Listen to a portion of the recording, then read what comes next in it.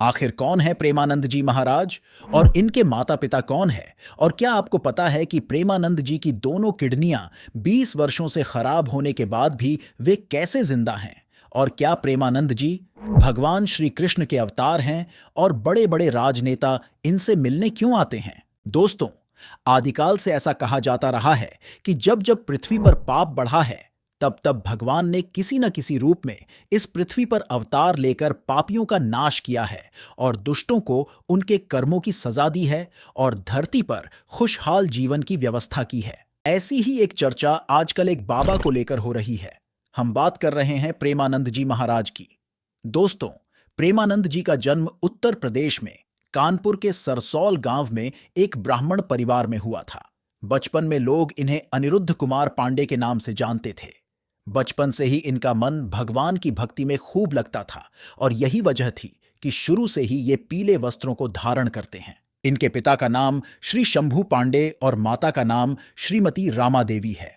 कहीं ना कहीं भगवान भक्ति में इनके रमणे के पीछे की सबसे बड़ी वजह इनके घर का माहौल भी था, क्योंकि सबसे पहले इनके दादाजी ने संन्यास ग्रहण किया था और इनके पिता भी भक्ति भाव में अक्सर ही डूबे रहते थे। इनके एक बड़े भाई भी हर दिन भागवत का पाठ किया करते थे, जिससे इनका मन भी भगवान भक्ति में रमने लगा था। ये अक्सर गंगा नदी के किनारे जाकर बैठ जाया करते थे। जब ये 5वीं 6वीं कक्षा में पढ़ते थे तो ज्यादातर इस उम्र में बच्चे खेलने कूदने में ध्यान देते हैं, लेकिन उस उम्र में भी ये गीता और सुख सागर का पाठ किया करते थे, जिससे इनके मन को शांति मिलती थी। जब ये 9वीं कक्षा में आए तो उस वक्त तक इन्होंने अपने मन में दृढ़ निश्चय कर लिया कि अब इन्हें सांसारिक मोह माया त्याग कर प्रभु भक्ति में लीन होना है। इसलिए उन्होंने इसके बारे में सबसे पहले अपनी मां को बताया और 14 साल की उम्र में घर को त्याग कर ये भगवान की खोज में निकल पड़े। यहां इन्हें सबसे पहले ब्रह्मचर्य की शिक्षा दी गई और एक ब्रह्मचारी के रूप में इनका नाम आनंद स्वरूप ब्रह्मचारी पड़ा। इसके बाद इन्होंने सन्यास को स्वीकार किया और इसी वजह से इनका एक और नाम पड़ा स्वामी आनंद आश्रम। यहां से इन्हें अकेले रहना और ज्यादा से ज्यादा समय प्रभु भक्ति में व्यतीत करना अच्छा लगने लगा।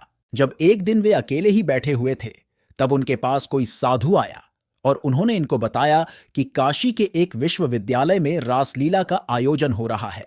बस फिर क्या था, इन्होंने भी भगवान श्री कृष्ण की रासलीला को देखने के लिए काशी की तरफ प्रस्थान कर दिया और वे 1 महीने तक भगवान के प्रेम रस में डूबे रहे।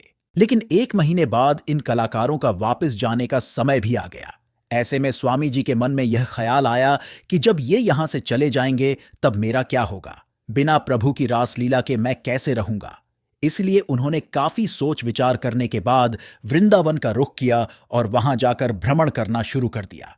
फिर वृंदावन से वे मथुरा चले गए। इनका हमेशा से उद्देश्य था कि ये भगवान के दूत के रूप में लोगों की सेवा करेंगे।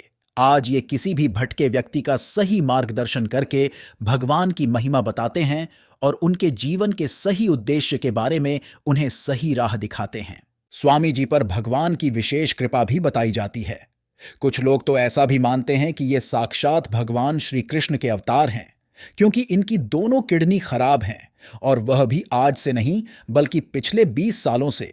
बावजूद इसके स्वामी जी आज 60 साल के हैं और बिल्कुल स्वस्थ हैं। इसीलिए ऐसा कहा जाता है कि उनकी रक्षा स्वयं भगवान श्री कृष्ण कर रहे हैं। जब ये 40 वर्ष के थे तो उस वक्त रामकृष्ण मिशन के अंतर्गत इन्होंने अपने संपूर्ण शरीर की जांच करवाई थी, जहां यह बात सामने आई थी कि इनकी दोनों किडनियां खराब हैं और डॉक्टर ने यह बताया था कि ये ज्यादा से ज्यादा 5 साल और जिंदा रहेंगे।